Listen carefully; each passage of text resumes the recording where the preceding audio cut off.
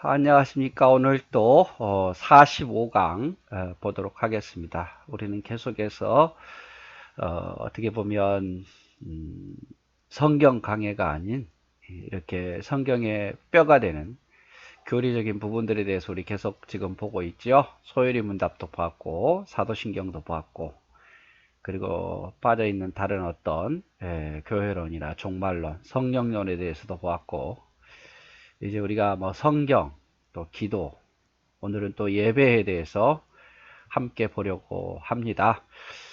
자, 오늘은 예배에 대해서 보는데, 자, 예배, 뭐, 여러 가지 내용도 있겠지만, 간단하게 말씀을 드릴게요. 예배란 무엇인가? 예배에 있어서 가장 중요한 것은 예배는 하나님 중심이 되어야 된다.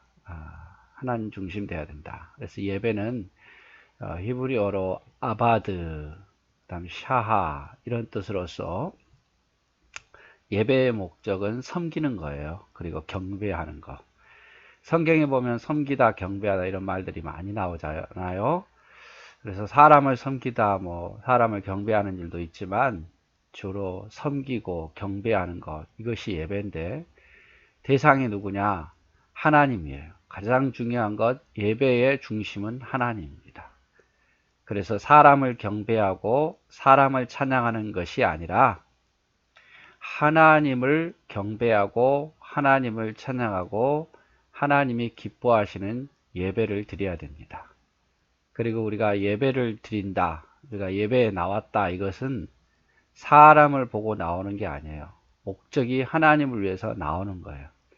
왜냐하면 하나님은 예배하는 자를 찾고 계시고 기뻐하시거든요. 그래서 예배의 중심은 누구다? 하나님입니다. 하나님. 그래서 나 예배 가기 싫어 이렇게 말하는 것은 뭘 말하는 거예요?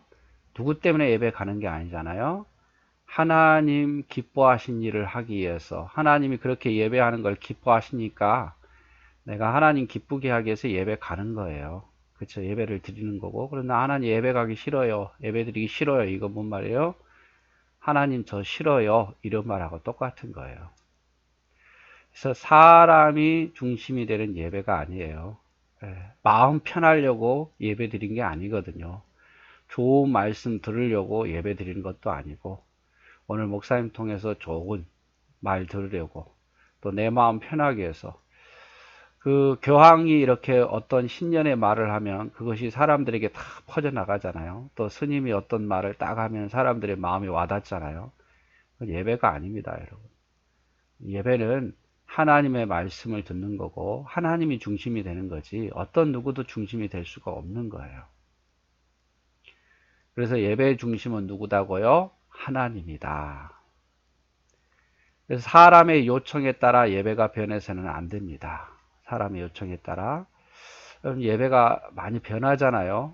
예배가 변하느냐 안 변하느냐, 변할 수도 있겠지요. 시대에 따라 조금씩 변할 수도 있겠지만, 그러나 그 요청이 사람 중심이 되는, 사람이 요청해서 예배가 변해서는 안 된다는 거예요. 사람의 마음을 얻으려고 이런 예배를 좋아하니까 이런 식으로 바뀌어서는 안 되고 하나님을 기쁘게 하는 예배로 바꿔가야 돼요. 하나님을 기쁘게 하는 예배. 그래서 예배는 고정적인 건 아니에요. 옛날 전통적으로 내려왔던 그것만을 고집하는 게 아니라 예배는 변해야겠지요. 그러나 어떤 식으로 변하느냐, 시대에 따라 변하는 게 아니라 사람의 요청에 따라 변하는 게 아니라 하나님이 더 기뻐하는 예배로 바뀌어 가야 된다는 사실이에요. 그리고 예배를 받으시는 분은 누가 되느냐? 하나님이에요. 예배를 받으시는 거는. 그리고 재물은 나 자신이에요. 제가 어렸을 때 성가대 이렇게 보면은요, 잘했네 못했네 막 그러잖아요, 끝나고 나서. 그런데 마치 그 성가를 사람이 받는 것처럼, 사람이 나를 어떻게 생각할까, 이게 아니라 그 말이에요. 그 찬양을 받으시고 그 예배를 받으시는 분은 오직 하나님이에요. 그래서 하나님 앞에 합당하게 예배를 드려야 돼요. 예배를 받으시는 분 누구라고요? 하나님이에요. 그리고 내 자신이 재물이에요. 내가 주인공이 돼서는 안 된다 그 말이죠. 그래서 오늘 예배에 있어서 가장 중요한 건 뭐냐? 예배는 하나님이 중심이 돼야 되고 오직 하나님을 경배해야 되고 사람의 요청에 따라가 아니라 하나님이 기뻐하시는 하나님의 예배로 바뀌어가야 되고, 예배를 받으신 분은 하나님이고 나 자신은 하나님의 제물이 되어야 된다 라고 말씀을 드렸습니다. 그리고 이제 예배에 있어서 있어야 할 것, 예배에 있어서 반드시 있어야 될 것, 우리는 흔히 말하기를 뭐 거기에 찬양이 있어야 되고 기도가 있어야 되고 말씀이 있어야 되고 이런 거 하잖아요.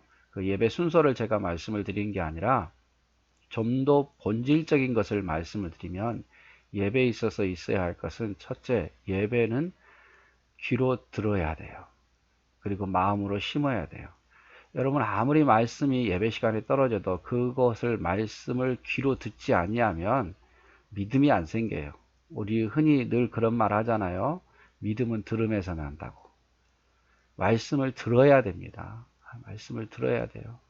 그래서 내가 예배 시간에 하나님 말씀 안 들린다, 자꾸 딴 생각이 난다, 자꾸 다른 거 보게 된다, 이러면요 정말 애통해야 돼요. 그 귀한 하나님의 말씀을, 믿음이 생기는 하나님의 말씀을, 생명의 말씀을 내가 듣지 못한다. 얼마나 여러분 마음 아픈 일입니까? 그리고 귀로만 듣는 게 아니라 한 귀로 듣고 한 귀로 흘리는 게 아니라 그걸 마음에 심어야 돼요. 마음에 심어야 열매를 맺죠. 하나님의 말씀이 씨앗이 떨어져야 30배, 60배, 100배 열매를 맺지 않겠습니까? 그래서 하나님의 말씀을 귀로 들어야 되고 그것을 마음에 심고 그것을 행하며 나갈 때에 기적이라는 것을 보게 되는 거예요. 여러분, 그래서 우리가 예배를 드릴 때 그 말씀을 들으려고 정말 노력하십시오. 말씀을 옛날에 우리 공부할 때 보면 졸리면 막 허벅지 꼬집어 가면서 공부했잖아요. 예.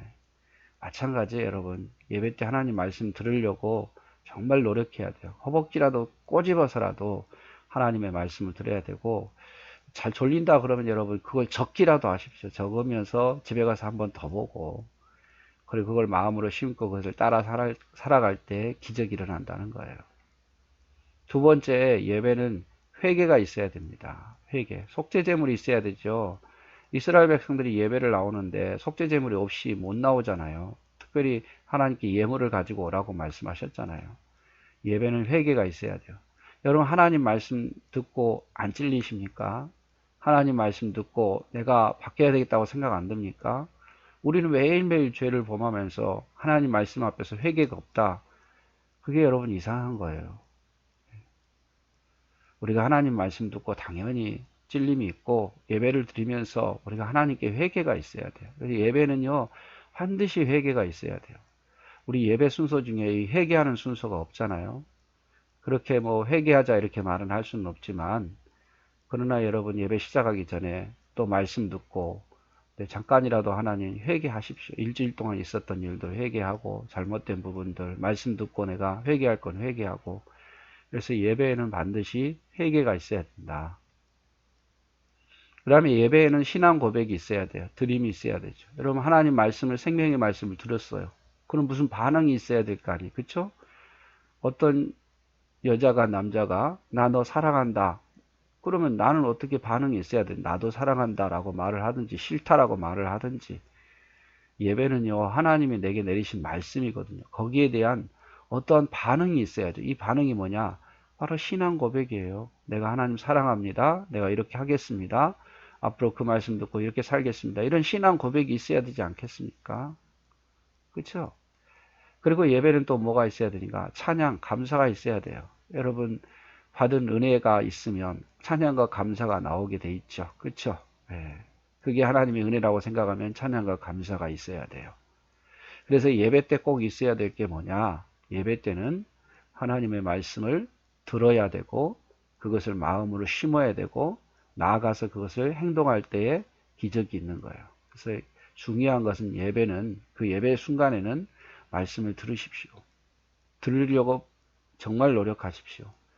사단이 그래도 방해할 텐데 들으려고 노력하고 또 그걸 마음에 심으십시오. 그리고 예배 때는 회개가 있어야 됩니다. 말씀 듣고 회개가 있고, 일주일의 삶 자체가 우리 죄의 삶인데 회개가 있어야 되지 않겠어요? 예배는요 반응이 있어야 돼요. 분명히 내가 하나님께 들었으면 어떤 고백이 있어야 되고, 그 결과물로 예배는 우리가 찬양과 감사가 있어야 된다. 이렇게 우리가 예배에 있어야 할 것입니다. 자, 잠깐 좀 틈을 노려서 구약에 나타난 제사법에는 오제사가 있죠. 번제, 불에 태워서 드리는 거.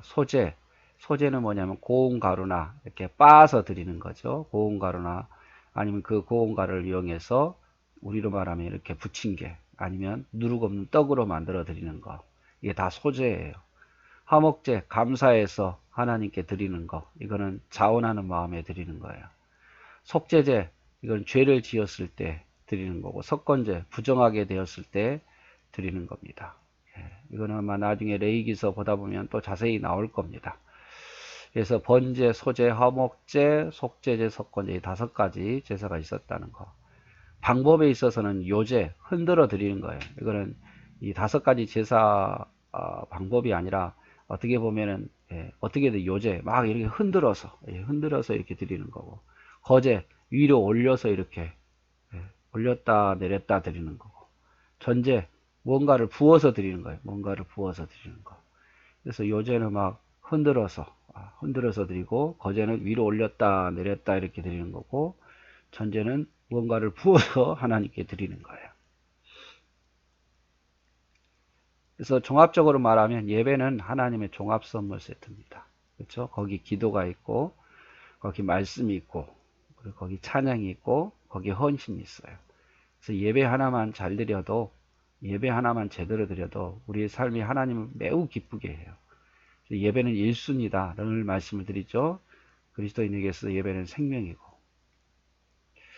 예배를 통해 하나님의 임재를 경험해야 됩니다.